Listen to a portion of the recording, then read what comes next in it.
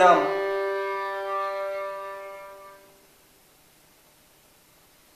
Че тялото е просто дреха. Но в главата ми някой зла мисъл посажда, а равнината има нещо да ми казва.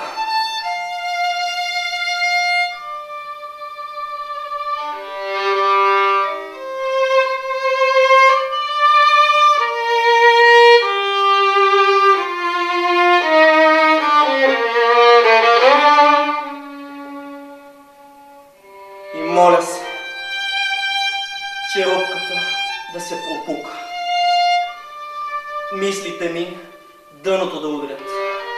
От него нищо не мога да крия.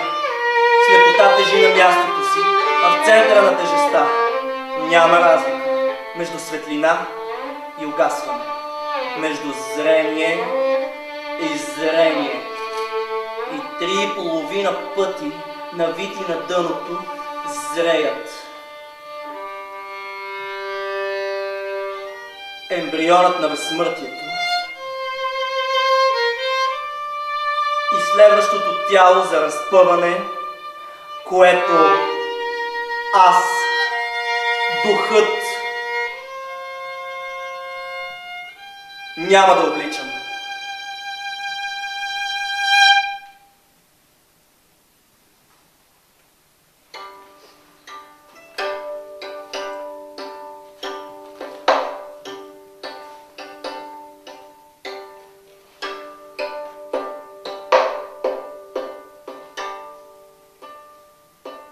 Наближаваме края на света.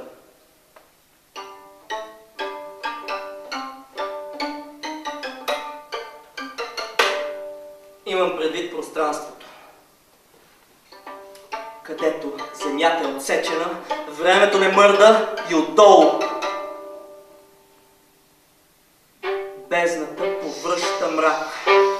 В тази къща на ръба на света свят ни се вие, веят ветрове и сънищата ни пустеят. Половете ни настръхват и главите като стомни се пълнят с чужда памет. Стопаните отдавна са почва, зидарите пепел. А които тук живеят се движат в стените. През прозорци излитат и се хранят единствено с поглед.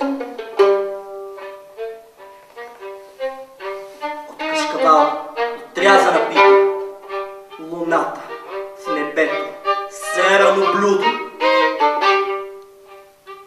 и едно трето зорко око бавно повдига клепач.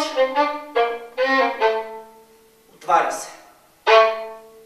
Неотолимо, неумолимо и вечно.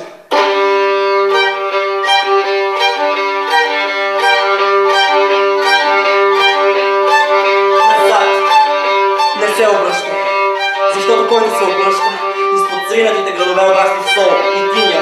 Времето не съществува и само споменът се трупа.